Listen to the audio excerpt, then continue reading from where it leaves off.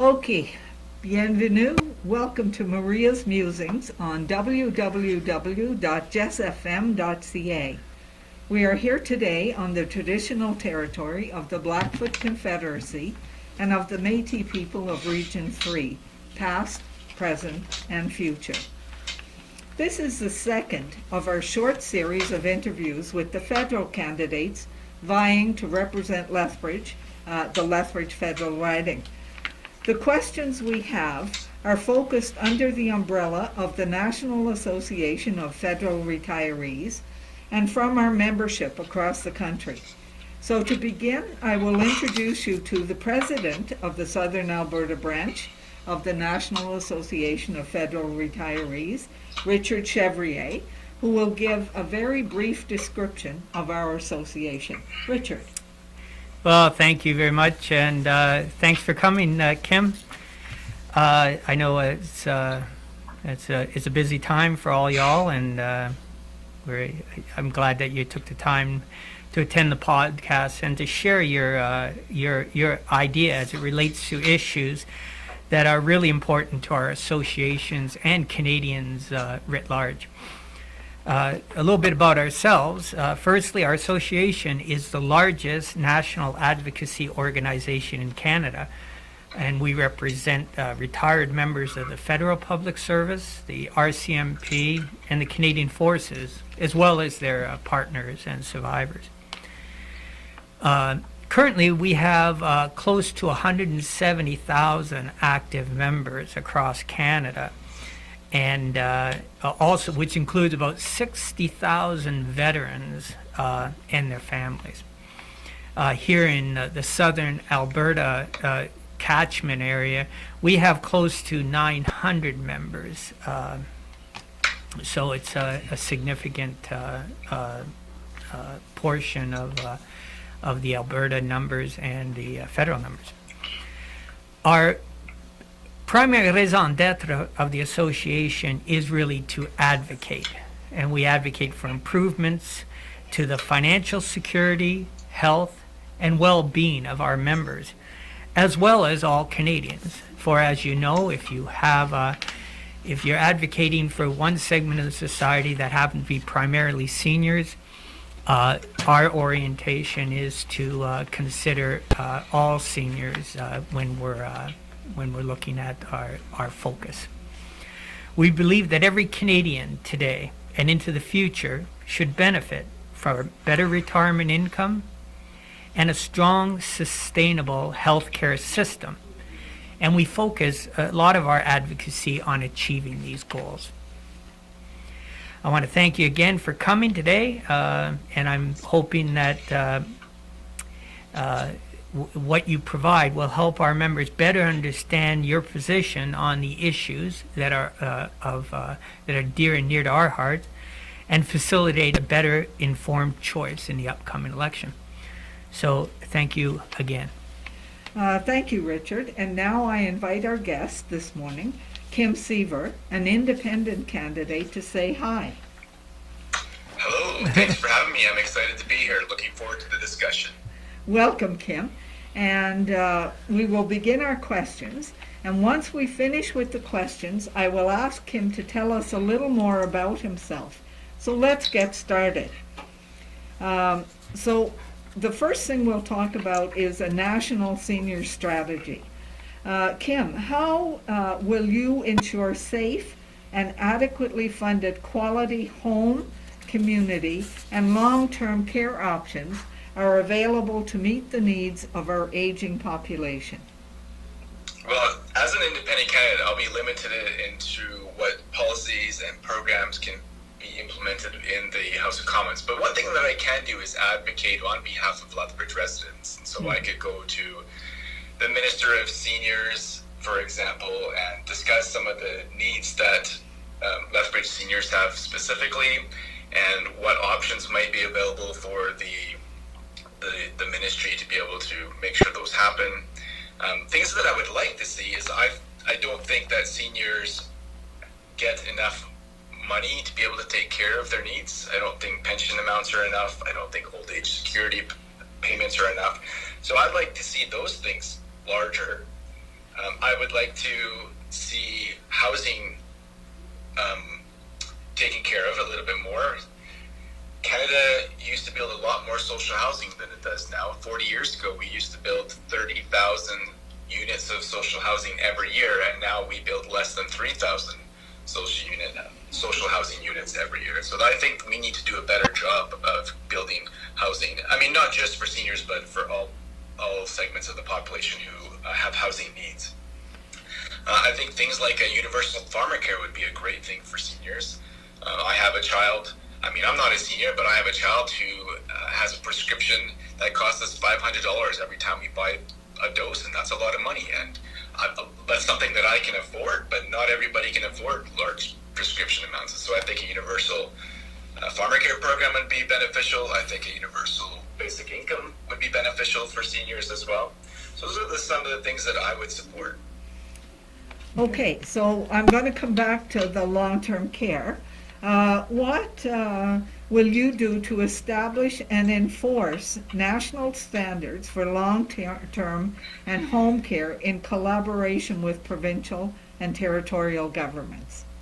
Well, there's not much I can do as a single lone independent MP, but I would certainly be willing to meet with the ministers in government and encourage them to meet with their provincial counterparts to see those national standards take place. And I would be more than willing to meet with MLAs who are located in Lethbridge, and perhaps collaboratively we can encourage our respective governments to make sure that sort of thing happens.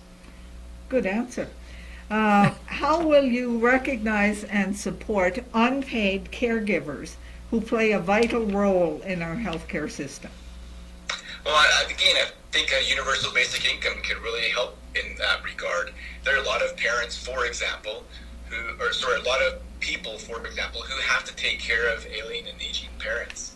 And I think that a universal basic income could go a long ways to make sure that happens. They wouldn't have to worry about sacrificing their job in order to take care of their family, or worrying about whether they can afford to put their parent in a care facility, that they can still take care of them at home. So I think that's something that the government could do to make sure that happens.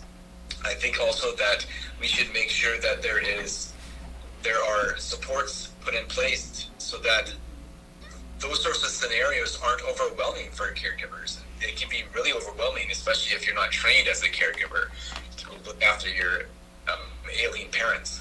So one thing could be beneficial is a universal mental health care, which we currently don't have. I mean, we theoretically do, but there's such a long waiting list, and you're limited to who you can use as your therapist. And so making sure that mental health care is universally accessible across Canada would also be beneficial, to make sure that people have the support they need. Okay, Richard, over to you. Well, thank you very much. You've already addressed the question I wanted to talk to you about, but I think it's important to go over it again. Firstly, it's clear that you support universal Pharmacare. And I'd like to know whether you support public, accessible, and a portable Pharmacare program. I do think that a public Pharmacare program would be beneficial. I think that one of the major benefits is that it would bring down the cost of prescriptions. And even though a universal Pharmacare means that at the point of purchase, the customer doesn't have to pay for that, making sure that drug costs are lowered will help in the amount of money that the federal government would have to spend out for drug costs. So yeah, I would definitely support a public Pharmacare program. And how about the portability of a Pharmacare program across provinces? Yeah, absolutely. I think it's important. And although healthcare is a provincial responsibility, I think it's important that we try to provide an experience for patients that is seamless. So if you live in Ontario and you move to Alberta, it should make sense that whatever sort of pharmaceutical care you had in Ontario should be similar to what you receive in Alberta. It's confusing otherwise. We need to try to work together as provinces and as a federation to make that seamless as possible. Not only that, but it should be accessible no matter where you live. We should be able to access our pharmaceutical needs without having to, travel 5 hours to get to a large city. Good, thank you.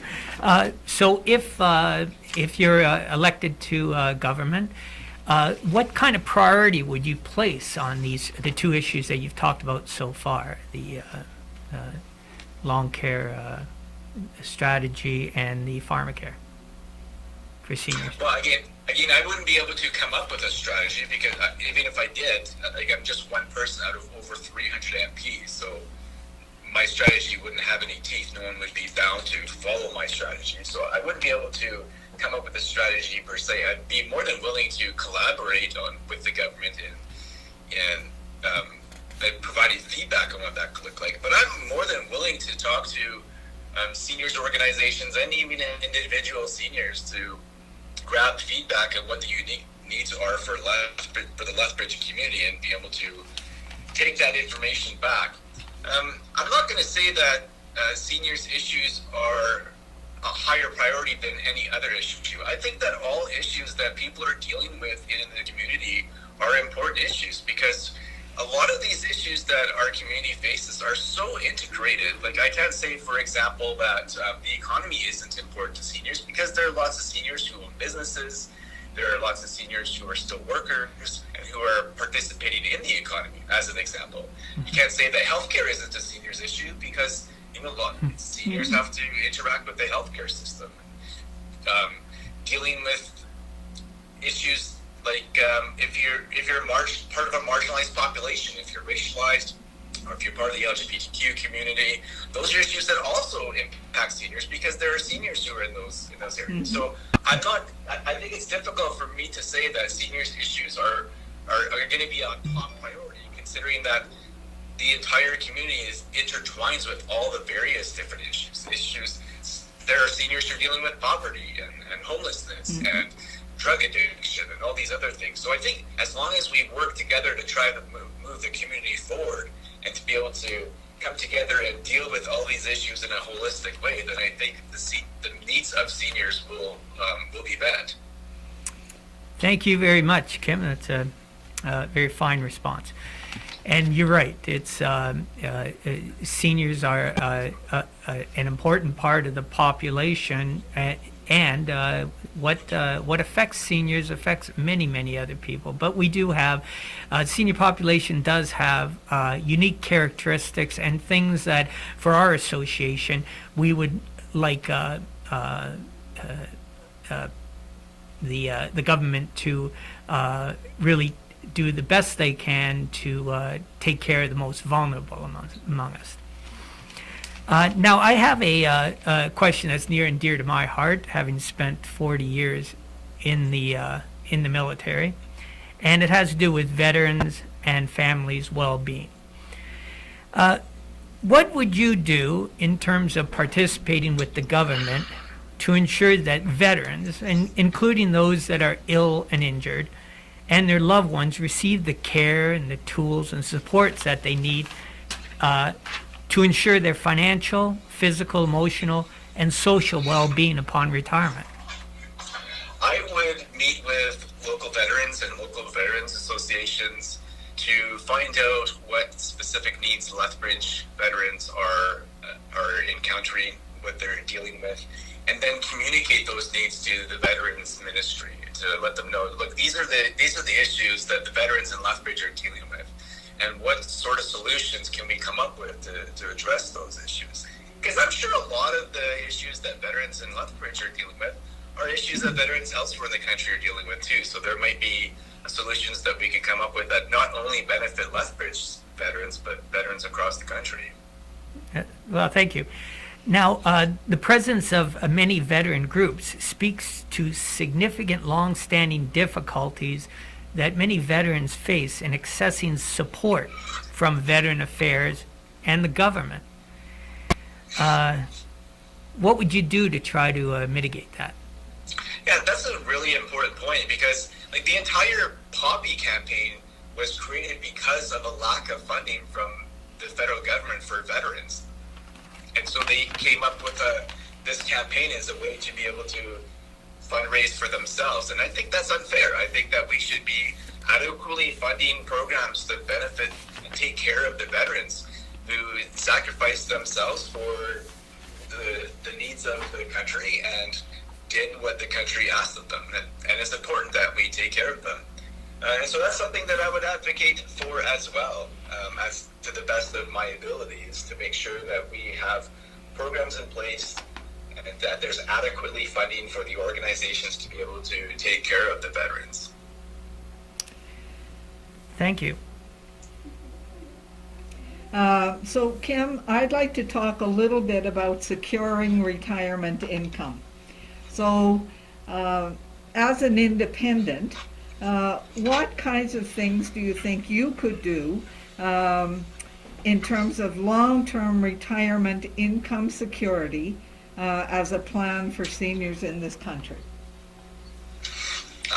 One thing that I would like to see is a more robust pension program. I don't think that the CPP is sufficient enough for people to be able to live a comfortable life. Like seniors who give, 60 or 40 to 50 years of their lives to the Canadian economy shouldn't have to live on a subsistence wage every month. We should make sure that they can live comfortably, and I don't necessarily mean lavishly, but live comfortably. Like they shouldn't have to worry about whether they can afford 1-ply or 2-ply toilet paper. Like we need to make sure that seniors are able to live comfortably into their later years. And so CPP is something I think needs to be more robust. And then we need to make sure that other programs that take care of seniors financially are equally robust. And then things like a UBI, I think, would help with that. And I think we should make sure that we are investing responsibly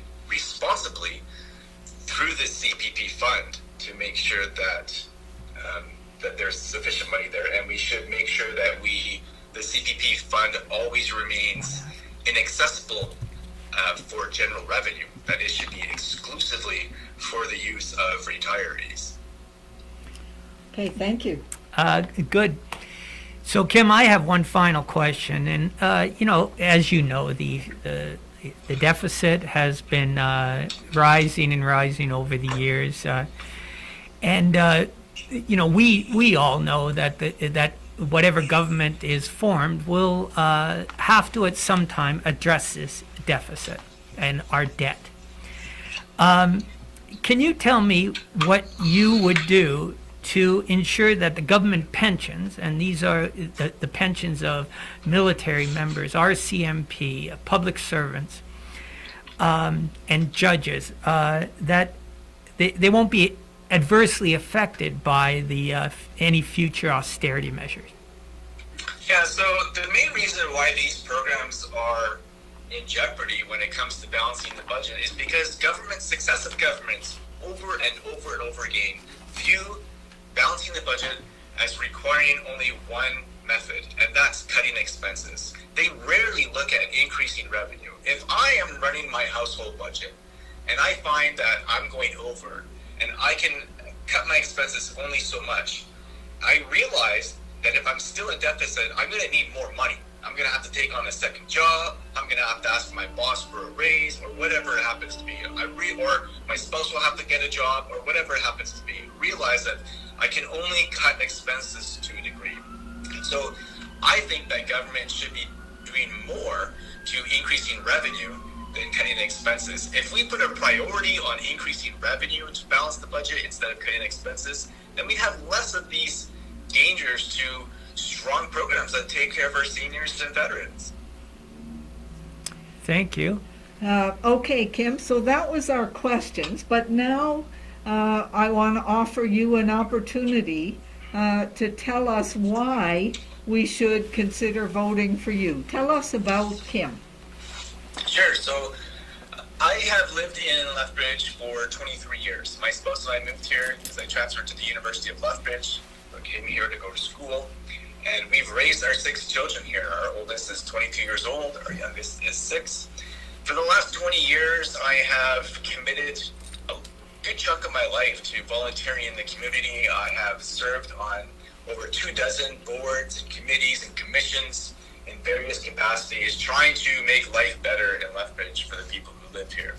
And that's that same determination to try to improve the community that I wanted to run for this federal riding, because I believe that Lethbridge is a great community, and I think that if I can encourage people to come together, that we can make it an even greater community.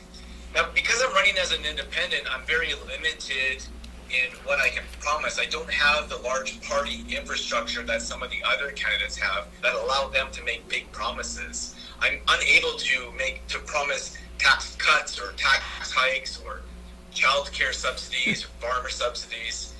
As a result, I have to run a very lean campaign, and that campaign basically comes down to one word, and that's solidarity. Primarily solidarity with workers, solidarity with the marginalized, which includes the senior population, and solidarity with the environment. Solidarity with the workers, because I believe that workers are the backbone of the economy, and they're the backbone of the economy for two ways. First, the workers are the ones who produce the goods and services that consumers purchase. And two, because workers are primarily those consumers who do the purchasing.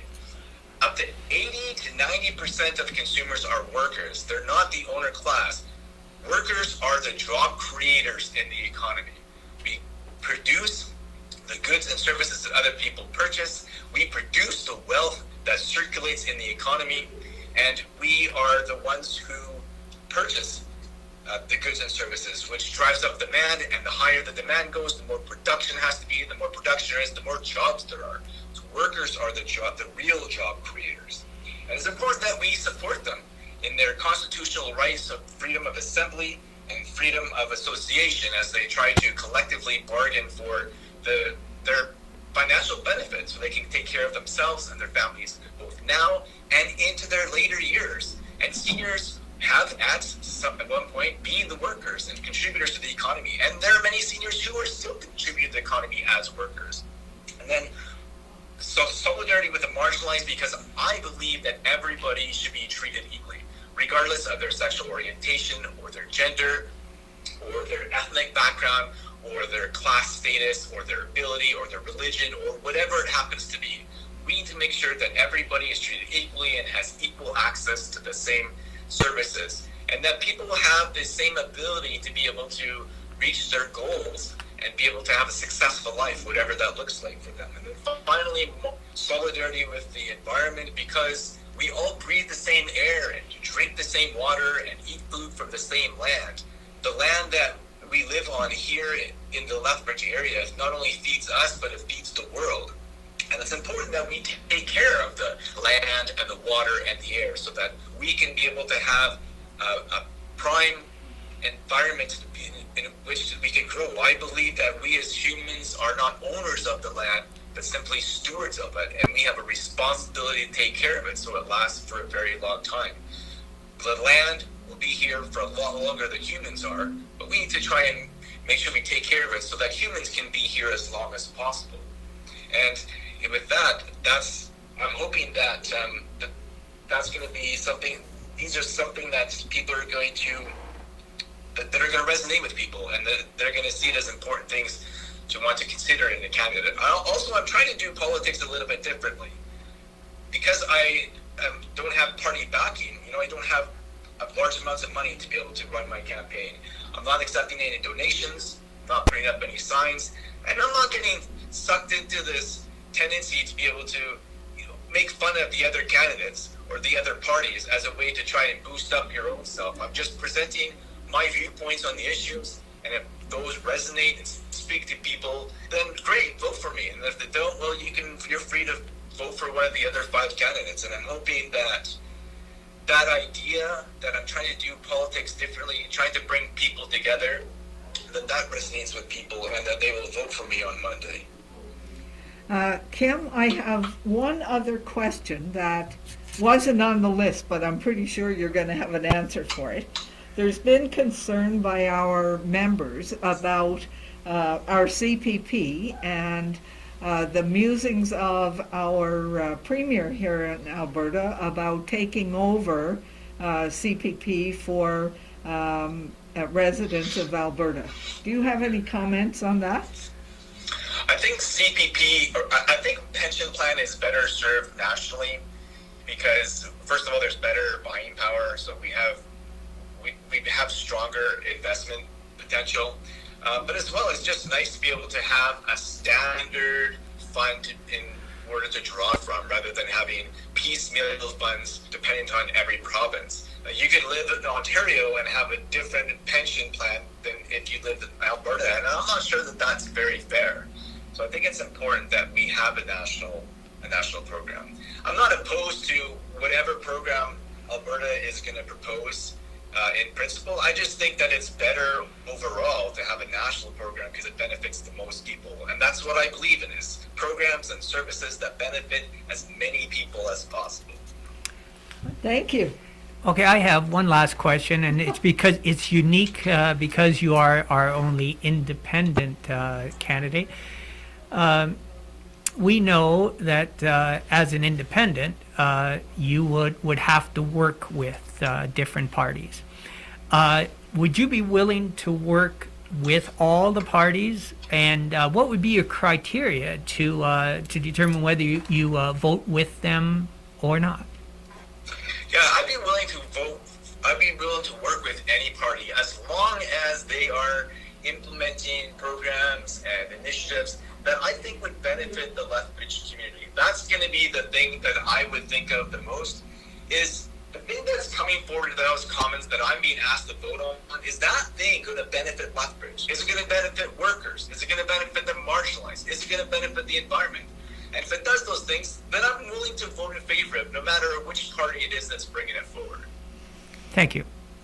Okay, so thank you very much, Kim, for joining us this morning on Maria's Musings on www.jessfm.ca and allowing us to learn a little bit more about you, Kim Seaver, as an independent candidate here in Lethbridge.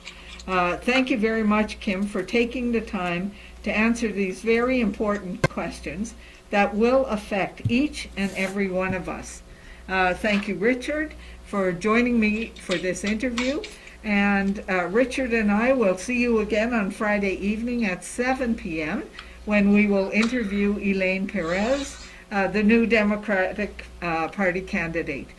And of course, please join me on Monday evening for the continuation of my municipal interviews with my guest, Christina Larkin. Thank you again for joining us today and hopefully learning a little bit more about Kim Seaver, our independent candidate in this federal election. Thanks, Kim, and all the best in the election on Monday. Appreciate it. Thanks for the opportunity. Thanks, Kim. Thanks, Mary.